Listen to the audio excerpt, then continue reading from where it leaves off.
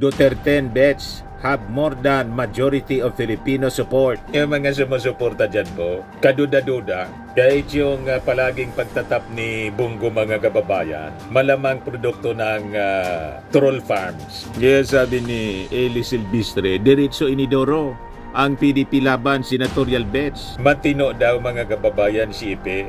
Paano naging matino si Ipe na hindi nga mga kababayan ginampanan yung obligasyon niya kay Chris Aquino na may anak siya? Nabasa ninyo yon mga kababayan, yung sabi ni Gloria Diaz, yung anak mo niya In fact, pwede ko sabihin pa, mas minahal pa niya kayo ang bansa kaysa sa amin. Ito, si President Duterte talaga, may bintang niya na lahat. Babaero, di ba? Pero nagbabagang mga balita at pagtalakay sa mga isyu ng lipunan. Bulsa, opinyon, banat at paglalantad sa katotohanan. Bulsa, what you see is what you get. You decide. Joke time muna po tayo mga kababayan. Padala ni Robby Esguera sa classroom po. Sabi ng guro, history subject. Sino si Jose Rizal? Opening kasi, mga kababayan, opening pa lang. Yun na yung tanong ng teacher. Opening class. Sino niya si Jose Rizal? Sabi ni Juan, Ma'am, hindi ko po kilala. Sabi ng guro, ikaw Pedro? Sabi ni Pedro, hindi ko rin ma'am kilala. Sabi ng guro, hindi ninyo kilala si Jose Rizal? Sagot ni Pedro, ma'am, baka po nasa kabilang seksyon.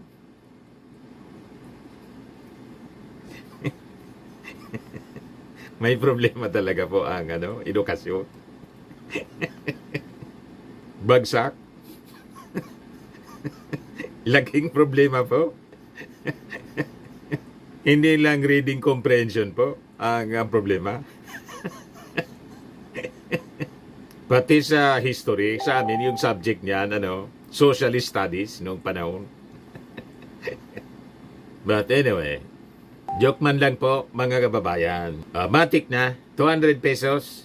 Kasali ka na rin sa monthly draw. Pag nabunot yung pangalan po ninyo, 5,000 pesos yung cash prize. Pag hindi, kasali ka na pa rin sa grand draw natin sa December.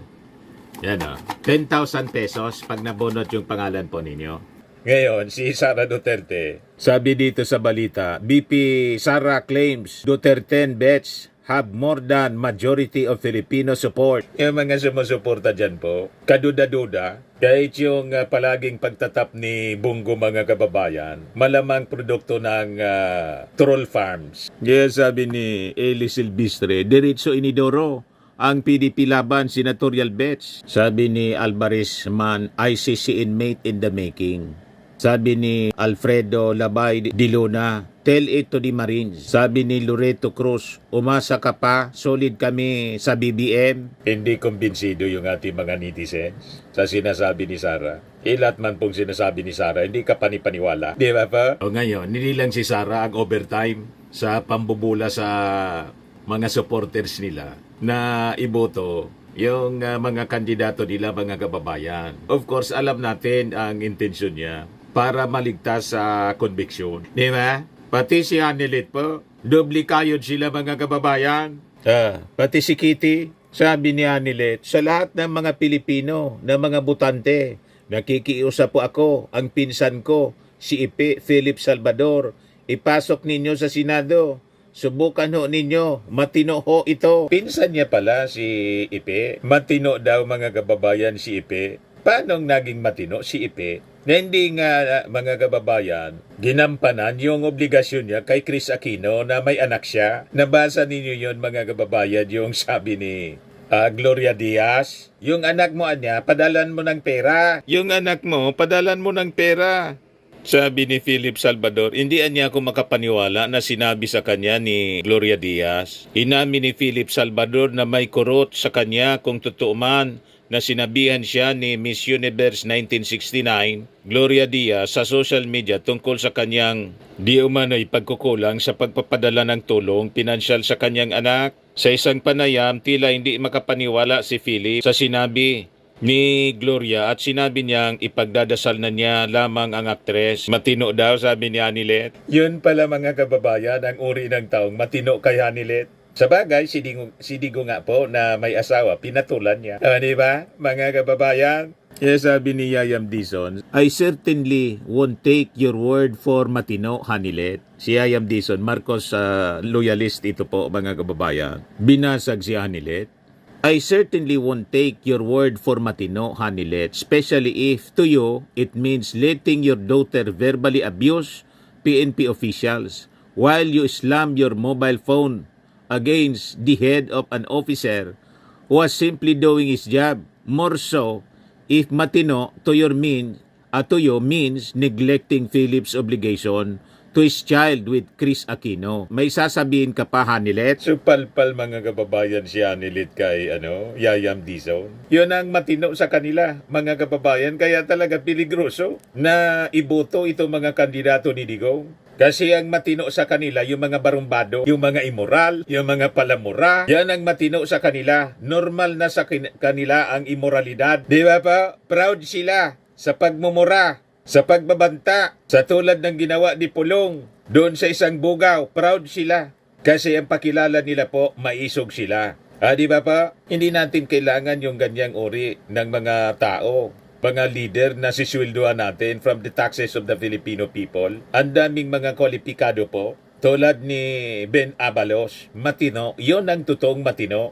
Yes, sabi ni Josefina Barbolino, no way sa'yo, Ipe. Abalos ako, sabi ni Richard Kaindoy. Buang, sabi ni Milo Matute. Team Mangbobodol, sabi ni Meryl Ann Amador Lim. Ano kasi ni swerte, Hanilet? Pwe. Galit na galit yung mga tao po. Huwag ninyong sayangin po, mga kababayan, ang boto ninyo dito sa mga taong ito. Pili na tayo po ng matino. Ito na po yung pagkakataon natin. Natuldukan yung mga abuses ng previous administration, ng kanilang mga kaalyado. Hindi nga niya maayos yung pamilya, yung bansa pa. Kailangan natin yung mga leaders na may maayos na pamilya. Because family is the smallest unit of the society. Pag hindi maayos ang pamilya, hindi naayos ng isang padre di pamilya yung kanyang pamilya, anong rason na maayos niya yung barangay, maayos niya yung munisipyo, maayos niya yung distrito, maayos niya yung lungsod, maayos niya yung probinsya, lalo na po bansa, tatakbong senador. Hindi nga niya naayos yung buhay niya, buhay pa ng iba. Tama ba? Kaya nagkalitsi-litsi yung buhay ng mga Filipino in the past administration kasi yung mga umupong leader, hindi man matino yung pamilya, pagkatapos nagpapanggap na maayos yung ating bansa. Ito si Anilet.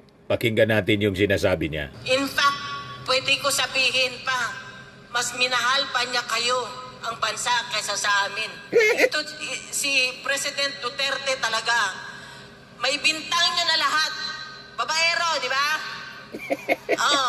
Pero yan, patriotism, di mo maano yan sa kanya. In fact, pwede ko sabihin pa, mas minahal pa niya kayo ang bansa kaysa sa amin.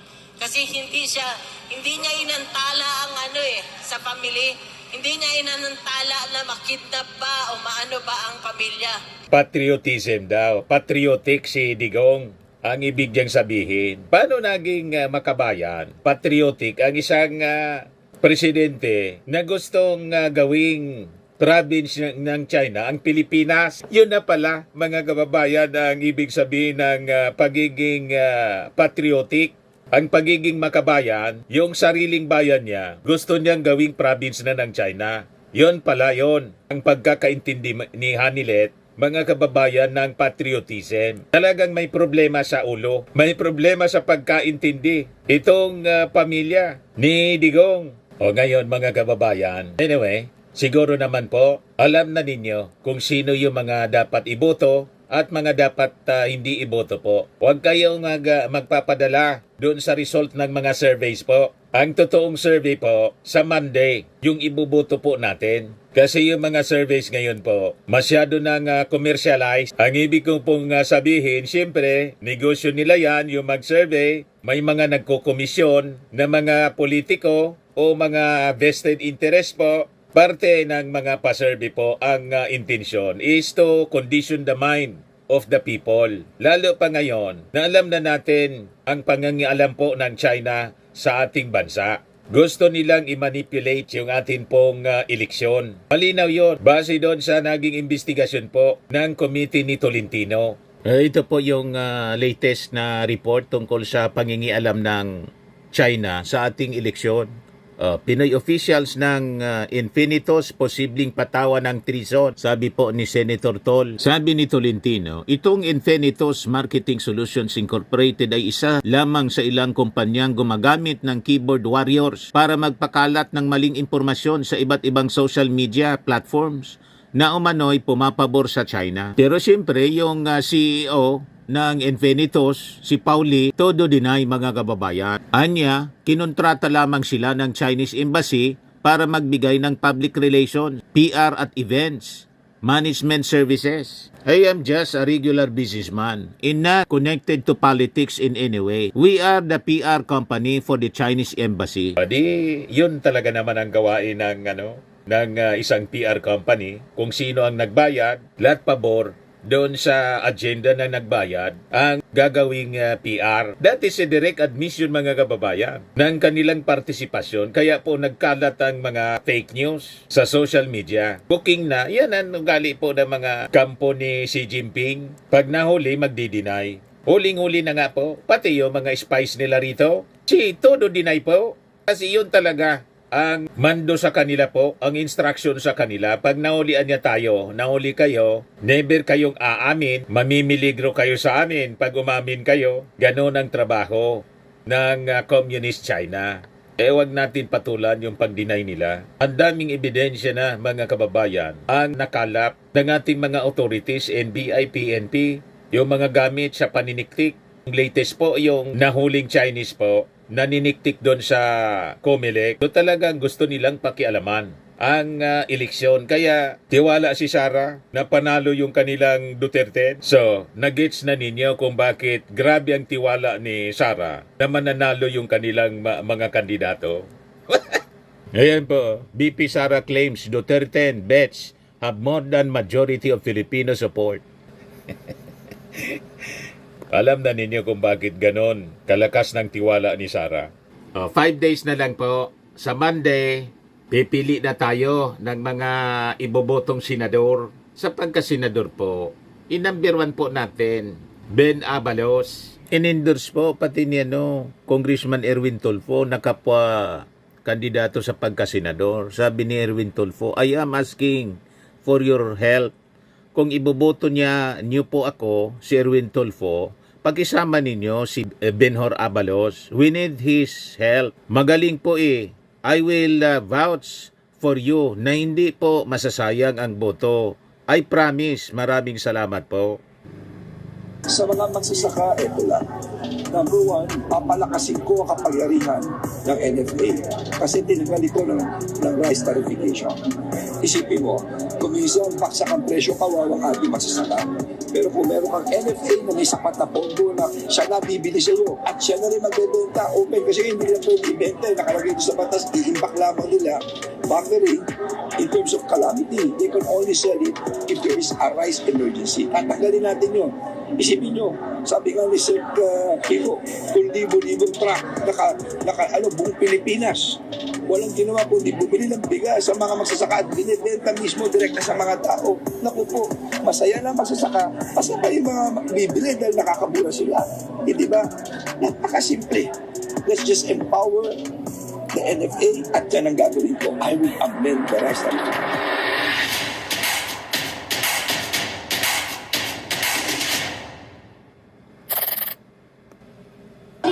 Barangay, para sumuporta sa inyo, nandito lang po kami sa likod ninyo, Senator Benhur Abalos. Ang kuryente natin ay pangalawa sa pinakamahal sa buong Asia. 20 years ago, pinindigan ko ito kung ako'y congressman. Tumutol ako rito sa pagwis. The most overtaxed in the whole world ay ang kuryente natin. Yan ang una ko ipapay para bumaba ang kuryente, tumami negosyo, tumami trabaho, at tumaang ang buhay ng bawat Pilipino.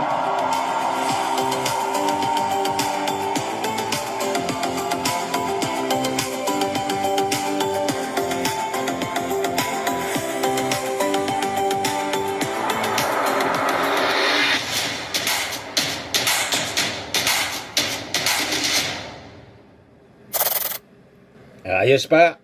Number 1 agad po. Ben Abalos, pasiguruhin natin po para sabi nga po ni Vice Ganda, kaysa naman po yung mga walang kwenta pumasok sa Magic 12 sa yung mga pro-China. Firmax Firming and Lifting Cream, pinapahid po sa mga pulses in affected area. Mainam po sa paninigas ng mga kasukasuan. Ito naman po, Automax Radiant Serum. Sa mukha naman yung application, anti-aging po siya. You will look 10 years younger than your age. Sa mga cancer patients naman po, baka lang gusto ninyo itong itry. Neng siya red mixed fruit drink. Hindi mo po siya gamot, food supplement siya. Kaya lang, gawa siya mga kababayan sa goji berry. Yung goji berry may anti-cancer properties. O ngayon, yung mga inquiries ninyo, dumiritso na lang kayo sa aming messenger sa Facebook para masagot namin agad. Ayos pa? Ayos na ayos niya, Mr. Maravilla. At sa mga nagana po ng malinis and spacious fitness gym, pumunta lang po kayo sa aming Colossal Fitness Gym. May Grab ka rental din po kami. Ito naman po yung bago naming product na binibenta online. Eye Glow Serum, whitening po siya. Tingnan ninyo yung epekto sa aking anak na architect before and now. Yung mga inquiries po ninyo, dumiretso na lang kayo sa kanyang Facebook account, Riz Maravillas.